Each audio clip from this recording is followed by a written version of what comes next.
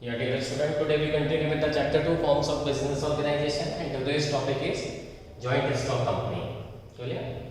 So the meaning of the joint stock company is that a company is an association of the person formed for carrying out the business activities and has a legal status independent of its members. Means identity is separate from its members. A company can be described as artificial person I taught you yesterday in the accountancy, representative, personal and artificial. So it's an artificial person having separate legal entity, perpetual succession and a common CEO. Okay? And the company form of organization is governed by the Companies Act 1956. The shareholders are the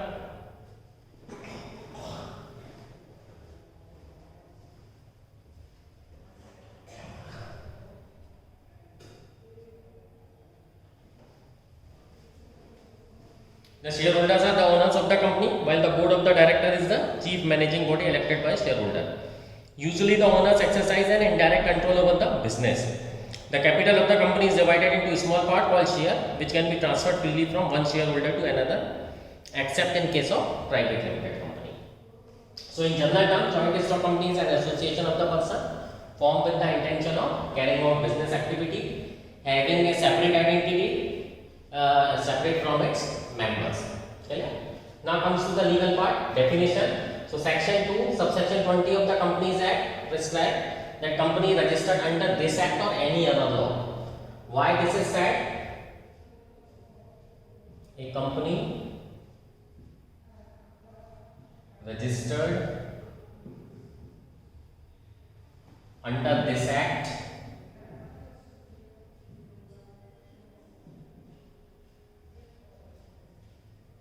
or any other law in force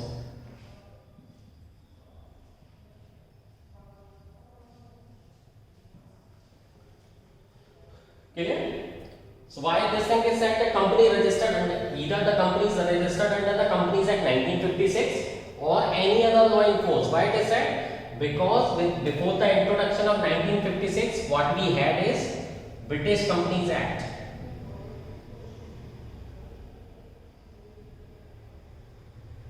We had British Companies Act 1856. The same Companies Act we adopted from the Britishers and it is called the Companies Act 1956. So many companies were formed under this act also. As Tata's is running, it was incorporated in the year 1885. Tisco, Tata Iron and Steel Company. So that is why this definition is called a company registered under this act means 1956 or any other law in force means if it is incorporated in the during the British era, British company, still it's a company. Clear? So company means company registered under this act or any other law in force, or you can say any other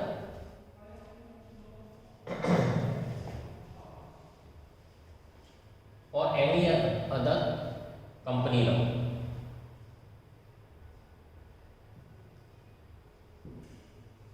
Okay, this is the legal definition. Features.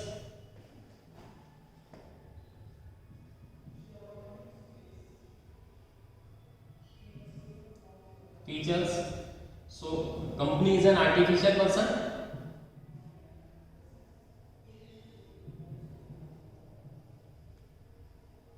Artificial person means governed by the natural person, but actually it is an artificial person. Yesterday in accounts I told you about the types of personal account. So company is a creation of the law and exists independent of its members like natural person.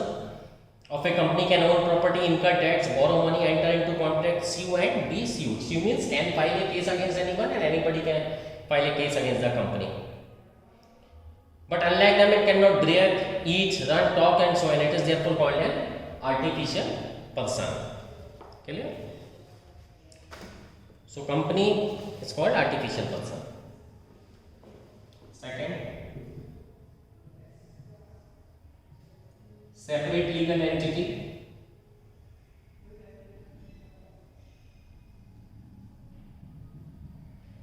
A company registered under the Companies Act is having entity separate from its members. Clear? Means members are separate and company is separate. Assets and liability are separate from those its owners.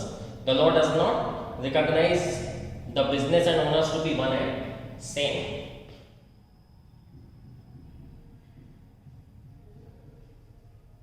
Next, formation.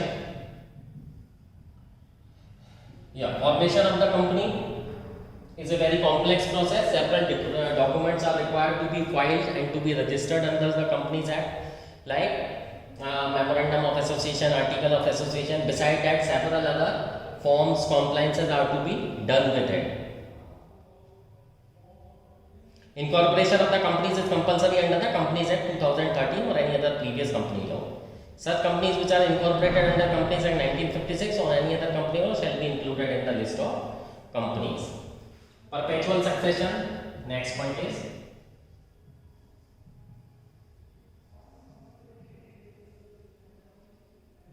perpetual succession. Again, this concept is collaborative to the going concern assumption of accountancy. Clear? Which says that owner may come and owner may go, but the business will go on. The same things happen with the company. A company being the creation of the law can be brought to an end only by law.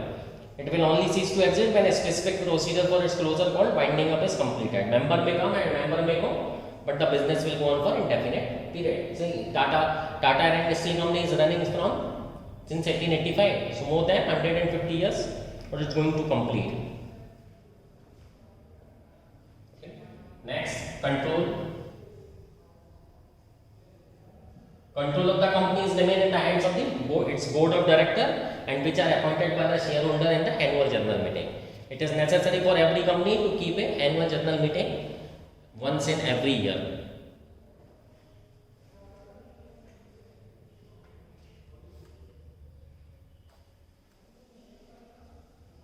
The directors hold a position of immense significance as they are directly accountable to the shareholder for the working of the company. The shareholders, however, do not have the right to be involved in day-to-day running of the business. Okay. Next point, liability.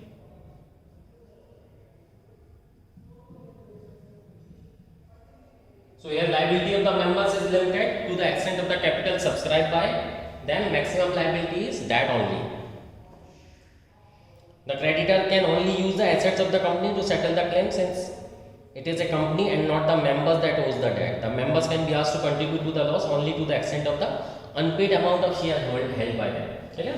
For example, a person has purchased 1000 shares of a company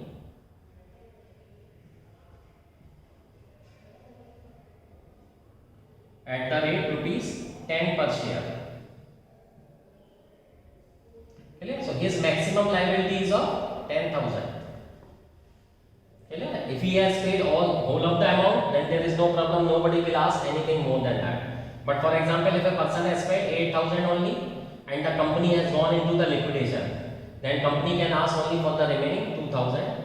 Besides that, nobody will ask a single penny from a shareholder. So liability of the member is limited to the extent of the shares subscribed by them.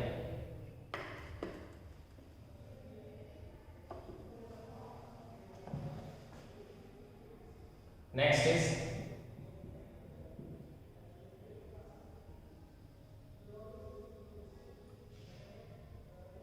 common seal. A company may or may not have a common seal. If a company has a common seal, it must be affixed to the every document, such as the agreements of the company. If the company does not have a common seal, then the person signing the document should be authorized by board's resolution. Next is risk bearing.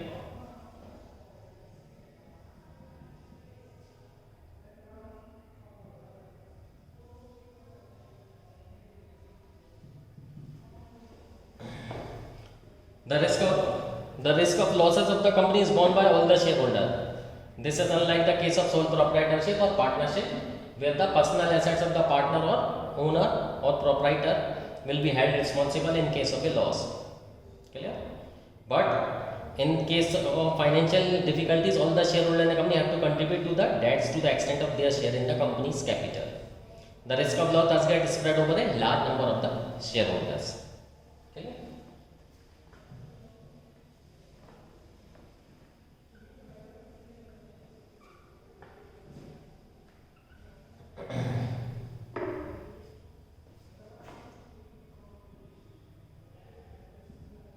Now comes the merit. So first is limited liability.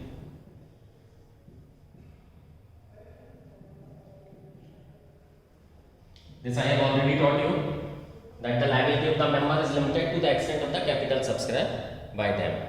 Okay. Next is transfer of interest.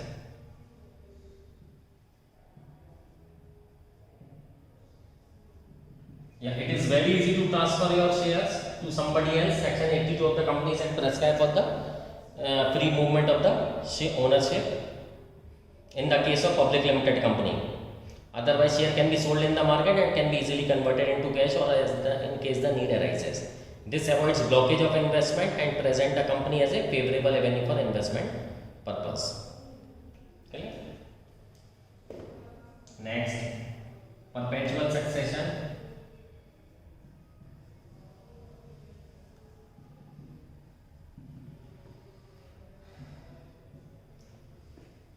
Perpetual succession means company will go on for indefinite period. So company is not affected by the death, retirement, resignation, insolvency, death or insanity of its member, as it is an identity separate from its members.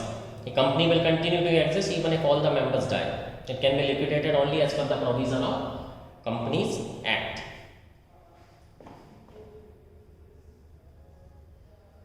Scope for expansion.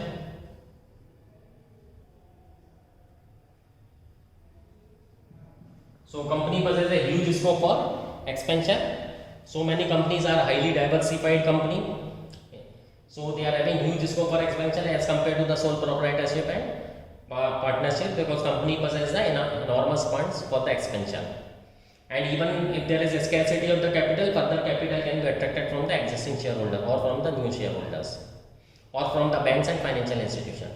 Thus, there is a greater scope for expansion. The investors are inclined to invest in share because of the limited liability, transferable ownership and possibility of high returns in a company. Next is professional management.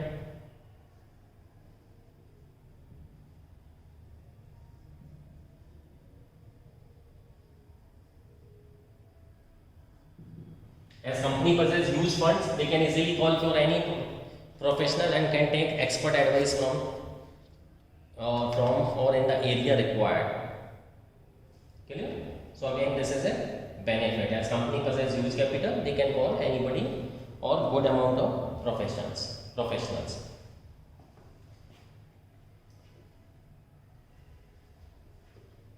Next is limitation. I am erasing this.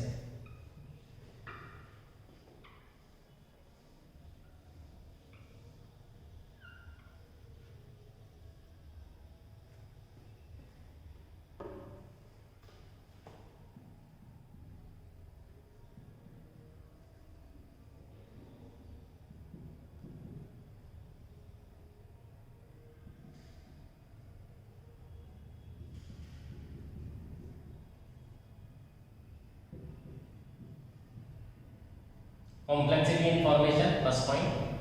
Yeah, as I told you, the formation of the company is a complex process. Several documents are required to be printed, signed, and to be given to the registrar of companies. Even the registration of the company is very tedious process, and on the other hand, registration is compulsory. Though for partnership it's optional, but for the cooperative society and for the company, registration is compulsory. So formation of the company is very complex. Next is lack of secrecy.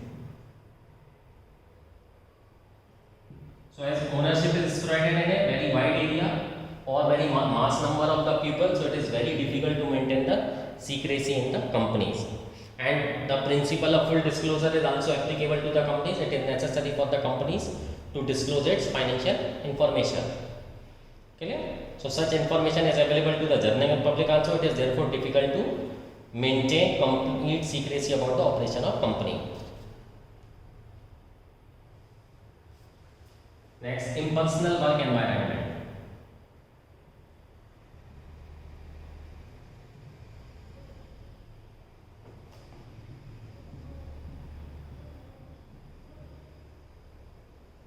Now, what does it mean impersonal work environment? As there is a separation of ownership and management. Clear? What does it mean? The real owner are the shareholder which are spread in the wide area of the country. On the other hand, the work is managed by the board of directors which are appointed by the shareholders. Sometimes it may lead to the lack of personal work environment. The large size of the company further makes it difficult for the owners and top management to maintain personal contact with the employees and customers and creditors. Okay. Next, numerous regulation.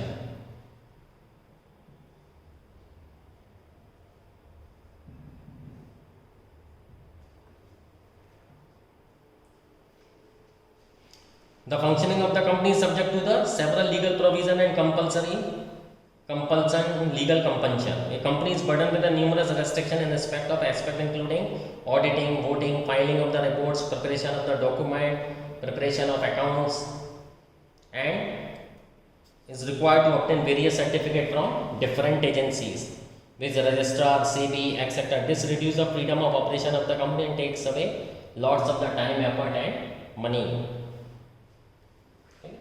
Delay in decision making.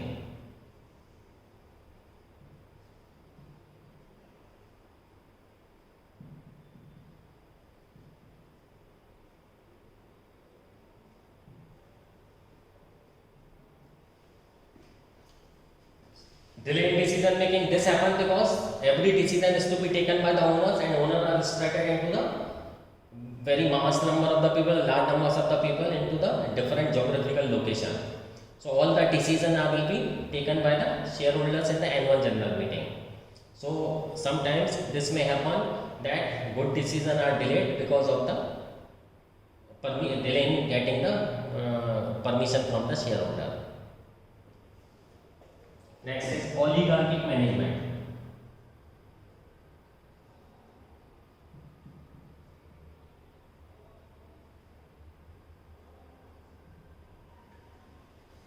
Now what does it mean?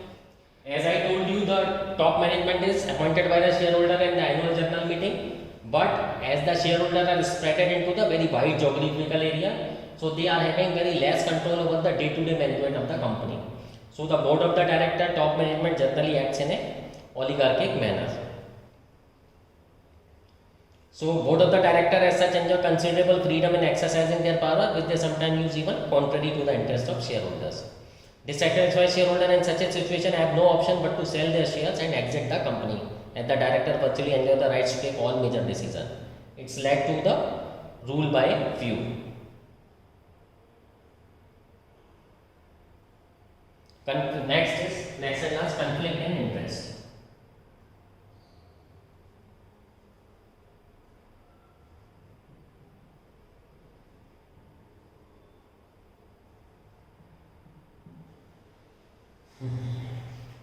There may be the conflict of interest among various stakeholders of the company. The employees, for example, may be interested in higher salaries, consumer desire higher quality product at lower prices, and the shareholder want higher return in the form of dividend and increase in the intrinsic value of their share. These demands pose problem in managing the company, as it often becomes difficult to satisfy such diverse interest.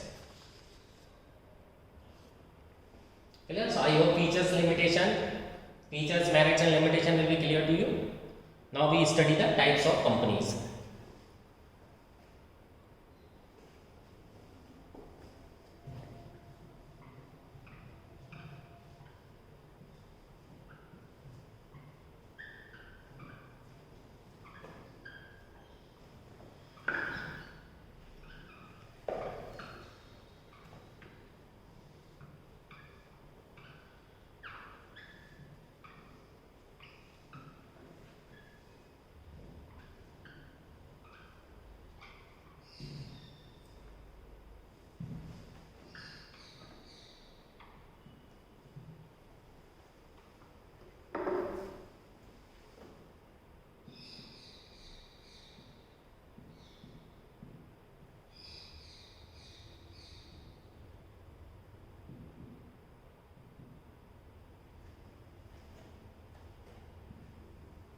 So there are two types of the company. First is private and next is public.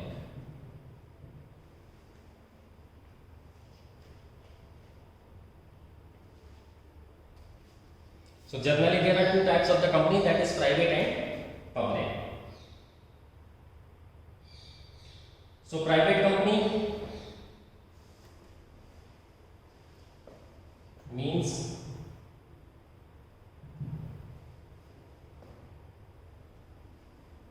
a company owned by the private person, okay, restricts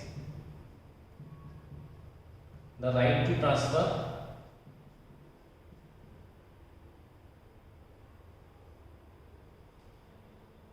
the shares.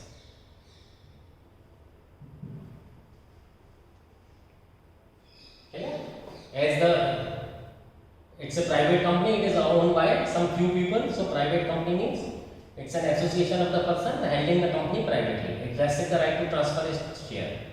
Minimum requirement is 2 and maximum is 50. Okay, and does not invite public to subscribe the share.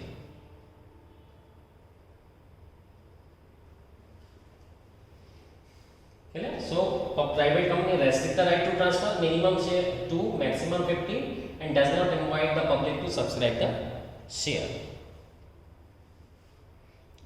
On the other hand, in public company there is a free transfer of shares, because share is capital is subscribed by the shareholder, the shareholder can freely sell, transfer its share. Minimum 7, maximum no limit. Okay, and invite public to subscribe for the share, because public limited company means a company which is calling its capital from general public only.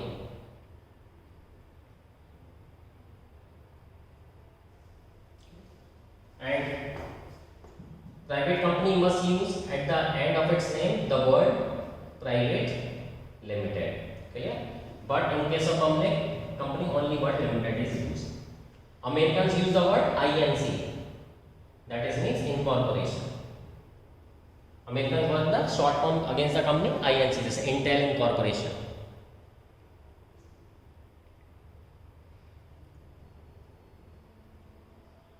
So this is the basic difference between the public company and private company. Just go through it. And from my side, joint stock company, this is the last topic of this chapter. Clear? And in the next class, I will provide you the NCERT exercise. If you have any doubt, then let me know. Happy learning.